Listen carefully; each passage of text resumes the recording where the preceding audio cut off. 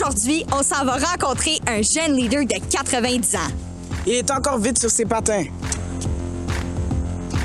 Nous autres, on s'en va rencontrer un coach qui a créé son propre club de hockey quand il avait 14 ans. Nous, on marche vers un homme qui était l'entraîneur célèbre Guy Lafleur. Aujourd'hui, on s'en va voir un politicien qui sait vraiment bien patiner. Il a consacré 45 années de sa vie pour aider à bâtir notre région. Aujourd'hui, on va rencontrer une étoile qui a aidé avec la FESFO. Il a accueilli le Parlement de jeunesse francophone de l'Ontario à Toronto. Nous, on va accueillir la personne qui a réussi à faire reconnaître notre drapeau franco-ontarien par le gouvernement de l'Ontario. Oh, wow! On s'en va rencontrer une personne incroyable. Cette personne-là a réuni jusqu'à Charlottetown 76 pays de la francophonie. 76 pays? Wow! Nous aussi, on veut rencontrer toutes ces personnes-là. Oui, mais ils sont où? Ouais, où? Mais nous autres aussi, on veut y aller. Mais ils sont où? Nous autres et tout. Ouais! Mes coudons sont où? Ouais, où? Où? Ici, chez nous, à Rockland.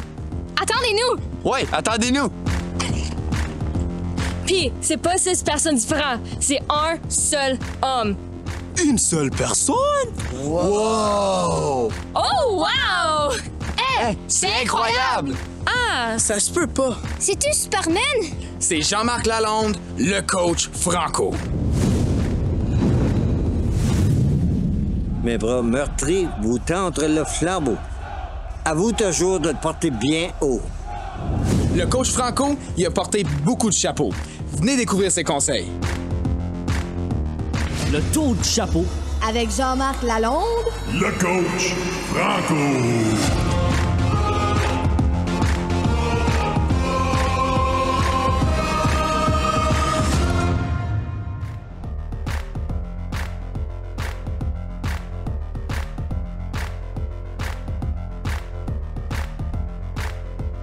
Hey, bonjour tout le monde à la maison, mesdames et messieurs, mes amis, partout dans les 500 écoles franco-ontariennes. Bienvenue à une émission vraiment spéciale. Là, on va faire le tour du monde avec le coach Franco!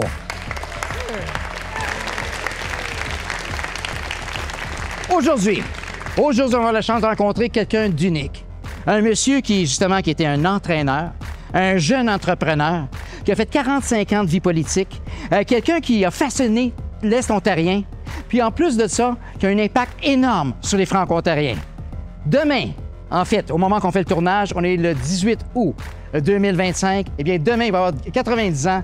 Mesdames et messieurs, j'aimerais qu'on accueille comme il se doit Jean-Marc Lalonde, le coach Franco!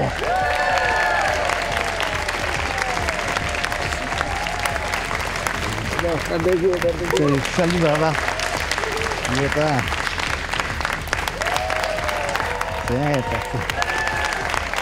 Bienvenue, Jean-Marc. Bienvenue, Jean-Marc. Je suis vraiment content que tu es là. On va passer près d'une heure ensemble. On va faire un tour du chapeau, comme on dit, un petit peu un tour d'horizon pour justement découvrir ta vie. Mais en même temps, on est ici parmi nous. On a une vingtaine de jeunes leaders qui viennent des 7 écoles secondaires, justement, partout dans l'Est ontarien, du CSDCO, donc du Conseil scolaire de district catholique de l'Est ontarien. Il y en a là-dedans que c'est des leaders qui organisent, ils sont dans le conseil des élèves, ils sont sur notre Sénat, dans notre groupe franco, des joueurs de hockey, des artistes. Fait qu'on est ici, justement, pour venir chercher des conseils du coach Franco, la gang! Le leadership jeunesse avec... Le coach franco.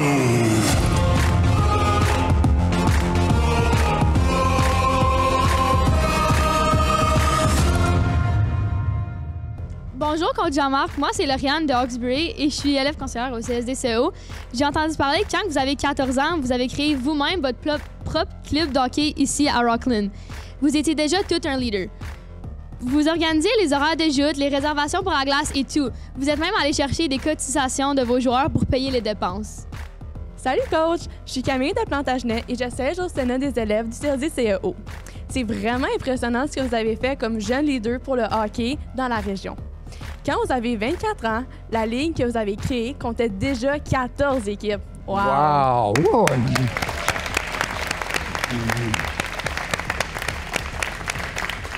Je vais laisser mon amie Magali, qui siège avec moi à la table politique au conseil scolaire, vous poser notre première question. Bonjour, coach Jean-Marc. Moi, c'est Magali de Castleman. Merci de partager votre expérience avec nous. Donc, voici la question. En passant à votre jeunesse, quelles sont les qualités à développer pour devenir un jeune leader? Caucus! Bien, tout d'abord, il faut toujours être à l'écoute des autres, avoir de l'entraînement et aussi s'impliquer dans sa communauté. Jean-Marc, toi, explique-nous, tu avais 14 ans quand tu as créé ton premier club. Ça a dû être un défi. Comment tu t'es pris exactement pour convaincre tout ce monde-là à embarquer dans ton club? Bien, tout d'abord, j'ai commencé à Tarot, qu'on appelle Rottennest, avec une équipe. Ensuite, finalement, j'étais capable d'obtenir l'aréna de Rutland, que la ville me transférait à moi pour 250 $ par année. Et puis nos jeunes pouvaient jouer le hockey. Et là, tu avais quel âge à ce moment-là? À ce temps-là, j'avais 17 ans. 17 ans déjà, tu avais l'aréna de Rutland à ton nom que tu gérais. Elle n'était pas à bon nom, mais la ville, oui. C'est ça, mais que tu fais gérer pour la Ligue, c'est ça? C'est ça, oui. Et puis là, j'ai formé des équipes. Je cherchais 10 sous aux joueurs pour venir jouer au hockey, 10 sous à ce temps-là. Et puis là, on a formé des équipes. Et puis, il y avait 3 catégories, le Atome. À ce temps-là, on appelait ça les Morissettes. Ensuite, les Pee-Wee et les Bantam. Chaque catégorie avait une équipe d'étoiles qui voyageait. Chacune des équipes d'étoiles s'appelait les Boomers de Rutland. Ouais. Et puis là, après ça, ben, je peux dire, j'en cours la documentation de l'horaire des parties et tout ça, puis les noms de tous les joueurs. Tout un collectionneur. Merci beaucoup, coach. On l'applaudit!